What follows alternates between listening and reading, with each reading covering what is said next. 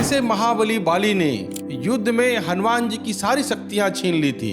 बाली को ब्रह्मा जी ने एक दिव्य हार देकर वरदान दिया था कि इसे पहनने के बाद युद्ध में उसके शत्रु की आदि शक्ति खत्म हो जाएगी और वो उसमें आ जाएगी। एक बार रावण ने बाली के साथ छल किया, जिसके बाद बाली ने रावण को धूल चटा दी थी। बाली ने रावण को बुरी तरह पीटा और अपनी कांख में दबा लिया और 6 महीने तक अपने कांख में ही दबाकर संसार में इधर उधर घूमता रहा।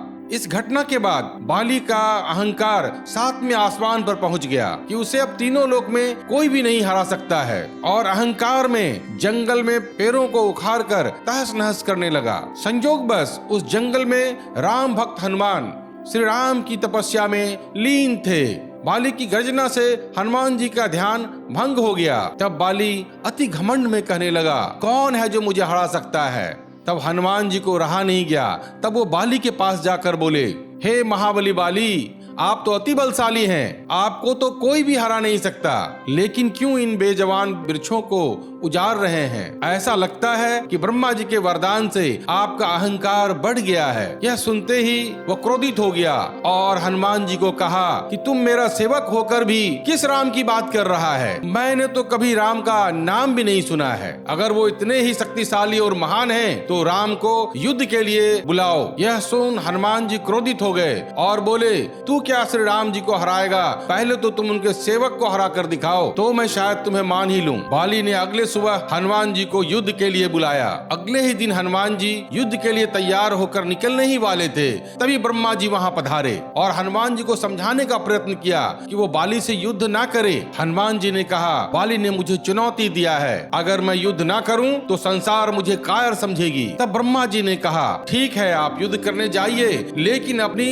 शक्ति का 10वां भाग ही लेकर आप जाएं और शेष भाग को आप श्री राम जी के चरणों में रख दें। युद्ध के उपरांत आप अपनी शक्तियों को पुनः ग्रहण कर लीजिएगा और अपनी शक्ति का 10वां हिस्सा लेकर ही बजरंगबली युद्ध के लिए निकल पड़े। उधर बाली भी अपनी शक्तियों का बखान करते हुए हनुमान जी से युद्ध करने के लिए आतुर हो रहा था और उनका इंतजार कर रहा था। जैसे ही बाली के सामने हनुमान जी आए, ब्रह्मा जी के वरदान के कारण हनुमान जी की आदि शक्तियां बाली के शरीर में प्रवेश करने लगी। इससे बाली के शरीर में अपार शक्ति महसूस होने लगी। बाली को ऐसा लगा कि उसके शरीर में सारे संसार की शक्तियां समाहित हो गई है और बाली का नस फटकर रक्त ही बहने वाला है। तभी अचानक वहां ब्रह्मा जी आ गए और बाली से कहा, अगर तुम जिंदा रहना चाहते हो तो शीघ्र ही हनुमान जी से कोसों दूर भाग चलो, वरना तुम्हारा शरीर ही फट जाएगा। यह सुन बाली भागने लगा और सैकड़ों मील भागने के बाद जब वो थक कर बेहोश हो गया, फिर जब उसकी आंखें खुली तो ब्रह्मा जी उसके सामने ही खड़े थे। बाली ने ब्रह्मा जी से पूछा,